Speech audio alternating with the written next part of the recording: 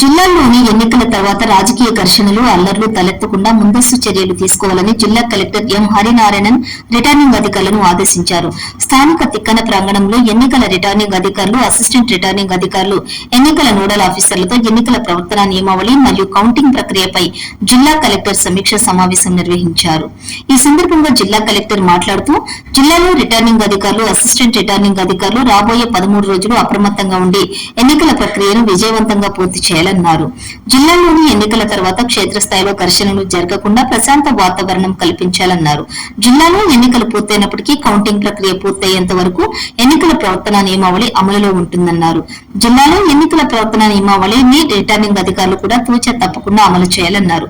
జిల్లాలో ఎన్నికల ప్రక్రియ ముగిసే వరకు స్టాటిక్ సర్వేలెన్స్ మరియు అన్ని ఎఫ్ఎస్ టీములు కూడా కొనసాగిస్తామన్నారు. అలాగే ఎన్నికల సంఘం ఎన్నికల ప్రవర్తన నియమావళిని ఎత్తివేసినట్లు ప్రకటించే వరకు కూడా అధికారులందరూ కూడా గమనిస్తూ ఉండాలన్నారు.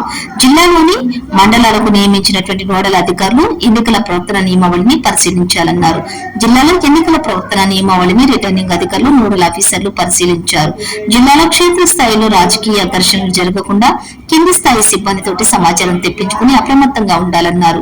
రాజకీయ ఘర్షణలపై ఎన్నికల సంఘం సీరియస్ గా ఉందన్నారు. మండల స్థాయిలో తహసీల్దార్లు, పోలీసు అధికారులు సంయుక్తంగా వెళ్లి గ్రామాల్లో పర్యటించాలన్నారు. ఎన్నికలపై ఫిర్యాదులు వస్తున్నాయని ప్రతి ఫిర్యాదును పరిష్కరించడానికి చర్యలు తీసుకోవడానికి కలెక్టర్ రిటర్నింగ్ అధికారులను ఆదేశించారు. జిల్లాలో ఉన్న ఎన్నికల స్ట్రాంగ్ రూమ్ల వద్దకు రిటర్నింగ్ అధికారులు ప్రతిరోజు సందర్శించాలన్నారు. జూన్ 4 ఎన్నికల కౌంటింగ్ జరుగుతున్నందున కౌంటింగ్ కేంద్రాలలో అవసరమైన సౌకర్యాలు కల్పించాలని రిటర్నింగ్ అధికారులు ఆదేశించారు.